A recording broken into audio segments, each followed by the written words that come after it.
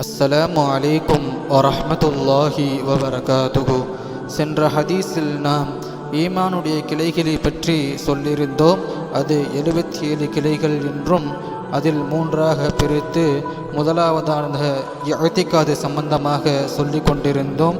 அதன் தொடராக 21வது பணிவாக இருப்பது, 22வது கருணை காட்டுவது, இன்னும் மென்மையாக நடந்து கொள்வது, 23வது கலாவை கொண்டு பொருந்தி கொள்வது, 24வது தவக்குல் அதாவது நம்பிக்கை கொள்வது, 25வது தற்பெருமையை விடுவது, 26வது பொறாமையை விடுவது, 27வது குரோதத்தை விடுவது, 28வது கோபப்படுவதை விடுவது, 29 ஏமாற்றுவதை விடுவது, 30வது உலகத்தை பிரியப்படுவதை விடுவது.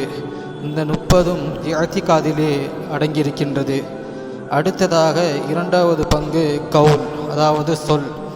இதில் எடுத்துக்கொண்டோம் என்று சொன்னால் இதை பற்றி நாம் பார்ப்போம். 31வது ஏகத்துவத்தை மொழிவது, 32வது குர்ஆன் ஓதுவது, 33வது கல்வியை கற்றுக்கொள்வது, 34வது அந்த கல்வியை கற்றுக் கொடுப்பது, 35வது துஆ, 36வது ஸிக்ர், 37வது வீணான பேச்சுக்களை விடுவது. 31லிருந்து 37 வரை 2வது பங்கு கவுலிலே சொல்லப்பட்டிருக்கின்றது. 3வது பங்கு இன்ஷா அல்லாஹ் அடுத்த தொடரில் தொடரப்படும். அஸ்ஸலாமு அலைக்கும் வரஹ்மத்துல்லாஹி வபரகாத்துஹு.